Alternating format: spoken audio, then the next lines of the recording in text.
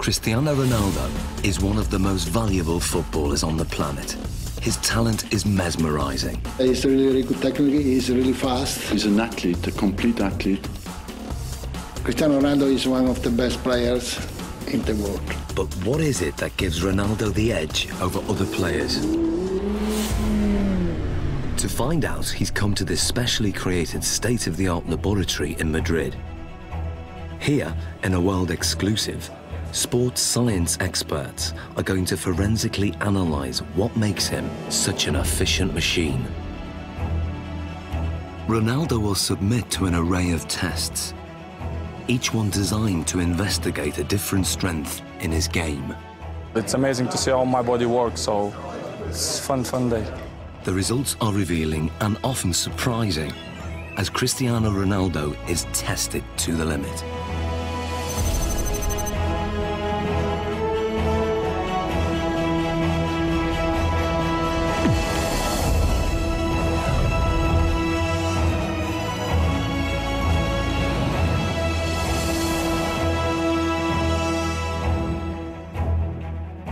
In this sports laboratory, Cristiano Ronaldo is about to undergo a series of challenges unlike any he's done before. He'll undergo tests for body strength, mental ability, technique, and finally skill. Guiding him through this is football consultant Andy Ansar.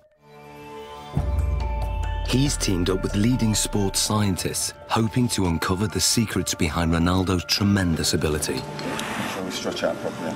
The first of the 4 challenges is one of the most crucial on a football pitch: body strength. With 40 goals in a single season, Ronaldo is La Liga's highest scoring player ever. One of the fastest men on the pitch, his lower body strength gives him the acceleration to get that hair's breadth nearer the ball.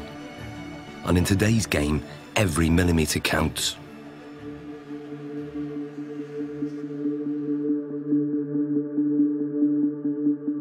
To test Ronaldo's sprinting ability, Andy has developed a 2-part challenge. First, a straight sprint over 25 metres. Then, a 25-metre zigzag sprint, designed to measure speed and agility. To draw a comparison, Ronaldo is going to race against professional sprinter Angel David Rodriguez. Rodriguez is the Spanish champion over 100 metres, but how will he compare with Ronaldo over 25 metres? Infrared beam timing gates will give split-second results. And in charge of the test is biomechanics expert Neil Smith. We want to see the different muscles and the different components that are used in order to find out who's quicker, a sprinter or a footballer. Rodriguez is going to go first. Take your marks. Set.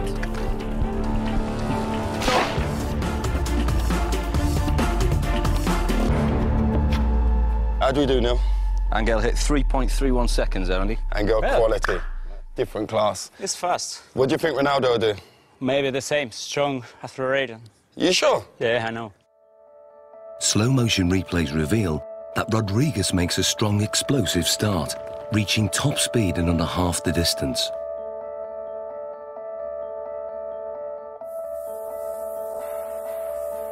All his movements are in a straight line, very linear, nothing from side to side at all. Everything is moving in front to back directions.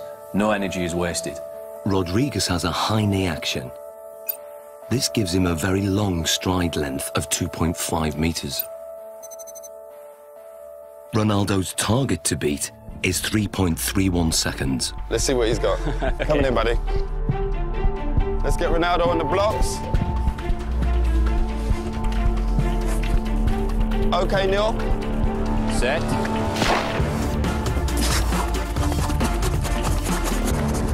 Angel, come and join us.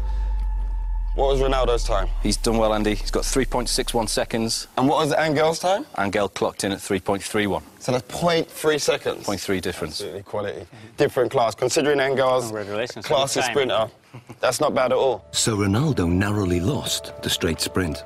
On closer analysis, the reasons why are clear. From a sprinter's point of view, Cristiano Ronaldo's technique isn't the best, but then Cristiano Ronaldo's not a sprinter.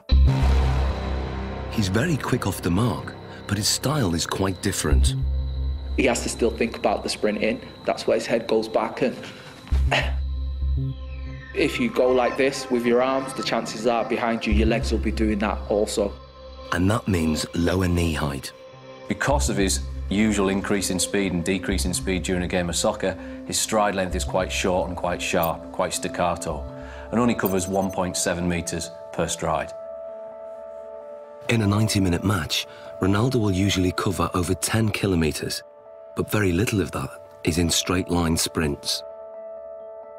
In football, the ability to abruptly change direction is vital, so the zigzag course is designed to replicate what happens in a game. How well do you think you'll do on the zigzag? Me? Yeah. He kicks me. Let's go and do our thing. Come on, guys, let's give it a go. Take your marks. Get set. Go. Rodriguez is still very fast around this course. He navigates the poles well, keeping his balance even when his body is almost at 45 degrees at some points.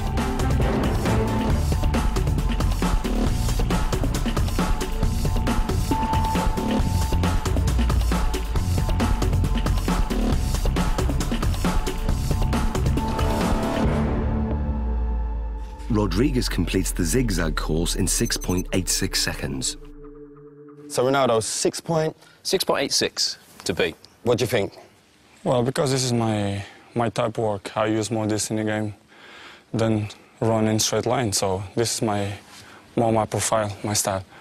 Perfect. Let's get him set. Okay, good man. Take your marks. Get set. Go. Ronaldo's style again has very little in common with the sprinters.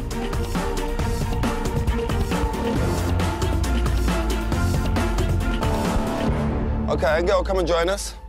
So first of all, Neil, remind us of Angel's score. Angel came in at 6.86 second. 6.86. And then Ronaldo's? 6.35. So what's the difference there? Almost half a second there, Andy. Almost half a second Superb. between them. Superb. Exactly what we was expecting from our footballer, correct? Yeah. Well, what we're hoping there, you can see a very big difference between the straight line sprinting. We've got very long strides, nice high centre of gravity. Cristiano comes into his own here. Yep. We lower the centre of gravity. We enable ourselves to push off and accelerate sidewards. That centre of gravity nice and low. The knees are bent, the hips are bent, and the muscles are hopefully working at their optimum length. Because this is my style, you know, I use this a lot in a pitch, so I guess that I'm more chances in this type of run than straight line. Without a shadow of that, improved it. When we look at the zigzag movements, we can see a way that Cristiano anticipates the change of direction coming into play. As Cristiano approaches, we see a lot of shorter steps. This is in stark contrast to what we see from Angel. To change direction, he does something that probably most people wouldn't. They would almost drop down to the ground to change movement. Cristiano Ronaldo almost goes upright, goes taller.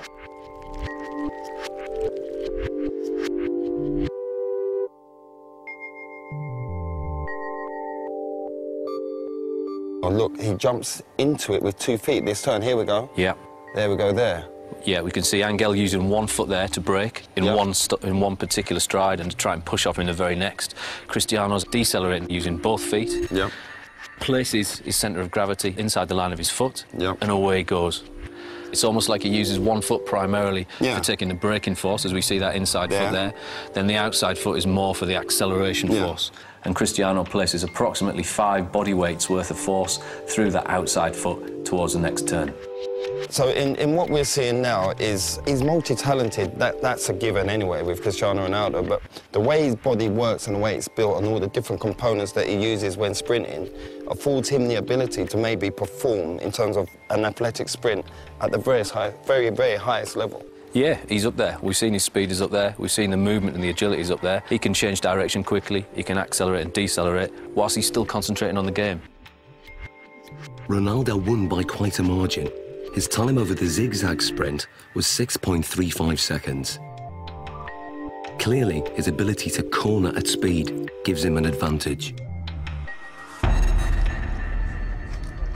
And fundamental to this is muscle strength.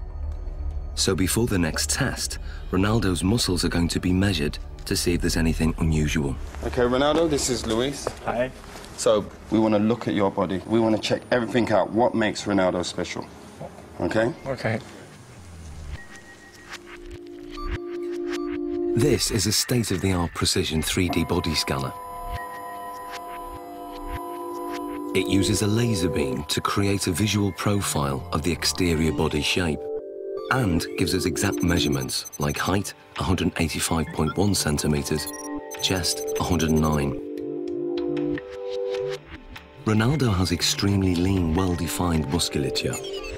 He has 3% less body fat than a supermodel.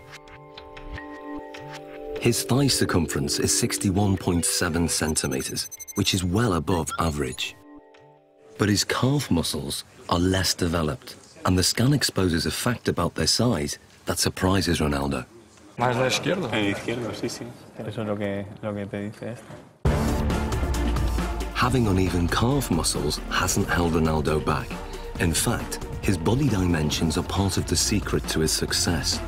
He has the long legs of a sprinter, the lean physique of a middle-distance runner, and the powerful thighs of a high jumper. What sets him apart is that he has all those attributes in one body. Like tuning an engine for high performance, Ronaldo has tuned up his body strength significantly over recent years. He's increased his win rate in the air from 40% to over 66%. He can now fly higher than many of his opponents.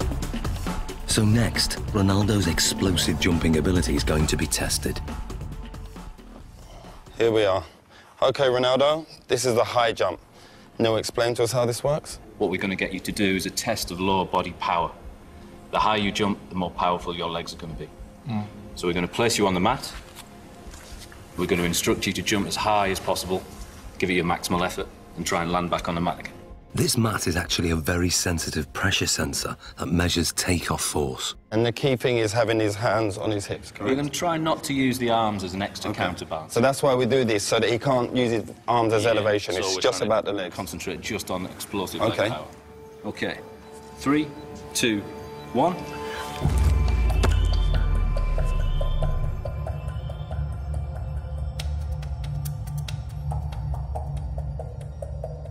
The result is surprising. Ronaldo jumps only 44 centimeters, barely average, with a force of just 1.5 times his body weight. Something's wrong. So now, this is the thing, you don't jump like that in a game. Yeah. We have to make it relevant to football. Of course, if you jump with free hands, Yeah. it's better. You jump more than here, you're quite limited. So can you also register that? If I get Ronaldo to jump, if he comes in and jumps up off one foot and lands... We'll get the impact of the pressure as he hits the pressure plate. Let's try that. Let's try that. 3, 2, 1, go. Now the results are very different. Ronaldo's body strength enables him to jump 78 centimeters, which is higher than the average NBA basketball player can jump. His takeoff force is almost 5 times his body weight, or 5 Gs, the same as an astronaut goes through at takeoff. But what's more intriguing is what he does in the air. When he jumps high, he tucks his knees and his legs up behind under his buttocks. This has the effect of raising the centre of gravity temporarily, but enables him to give this impression of hanging in the air, ready for him heading the ball into the goal. Excellent. Good, good, good. Awesome, Ronaldo. Let's move on to our next test. Very hard, because you have to give 100% everything that you involve. Ronaldo's muscle distribution and raw body strength contribute significantly to his ability. But the next set of tests will reveal how important his mental ability is to his game, and the results are truly stunning.